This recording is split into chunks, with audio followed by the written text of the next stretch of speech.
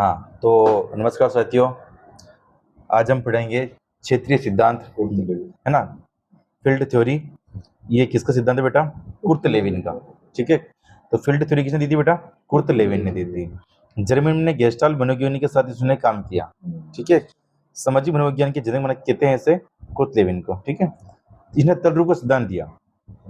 तल रूप का इसने सिद्धांत भी कहते हैं। तल रूप का सिद्धांत कैसे कहते हैं बेटा? क्षेत्र क्षेत्र क्षेत्र के अंदर तल भी होगा, तल होगा ना, तलो ले लियो, समझ गया? तो ऐसे याद रहो। जीवन स्थल है ना, लाइफ स्पेस। अब जीवन को कहाँ बताओगे? तल के ऊपर। ठीक है, तो जीवन स्थल ऐसा वातावरण है जिसमें व्यक्ति रहता है और उसमें जिससे प्रभावित होता है। ठीक है, जीवन वातावरण, लाइफ वातावरण, लाइफ स्पेस। ठीक है, देखो, व्यक्ति का जीवन स्थल उसकी मनोवैज्ञानिक शक्तियों पर निर्भर करता है।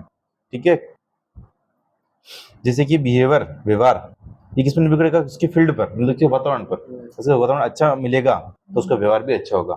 ठीक है, ये वातावरण ही गले गलच को होगा तो आए दिन गले निकलेगा वो। समझ गए आप? आगे देखो, फील्ड के अंदर नहीं, वातावरण के अंदर क्या क्या होंगे? व्यक्ति होंगे और एनवायरमेंट होगा, जो संगत होगी, और उनके वातावरण। ठीक है, अब किसी संगत में रहोगे ये दोनों। ठीक है, ये बिहेवियर, ये फील्ड।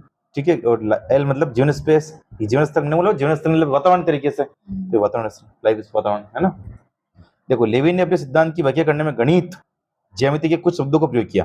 अब ये पूछते बाबा, गणितीय संक्रियाओं का प्रयोग किस सिद्धांत में हुआ है? बहुत बड़ा प्रश्न आया जानना। ठीक है, तो कौन से सिद्धांत में? क्षेत्रीय सिद्धांत के अंदर है ना, तल रूप सिद्धांत, कुर्ट लेविन का है ये।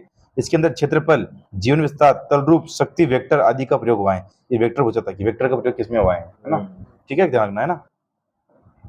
किसी व्यक्ति को लक्ष्य प्राप्त करने के लिए अवरोधों को पार करना आवश्यक होता है। अगर आप लक्ष्य को, जैसे कि आपको बीटीसी पास करनी है, तो आपको बहुत सारे मतलब कि उसके अंदर अवरोध आएंगे तो आप लक्ष्य को प्राप्त कर पाओगे।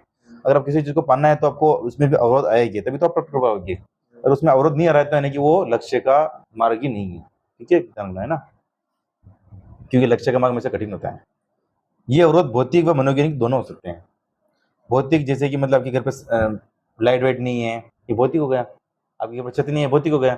मनोवैज्ञानिक मतलब आपके लड़ी झगड़े हो रहे हैं, तो मनोवैज्ञानिक, आप पढ़ नहीं पा रहे हो। ठीक है, लेविन ने सीखने की प्रक्रिया में प्रेरणा तथा प्रत्यक्षीकरण पर बल दिया है।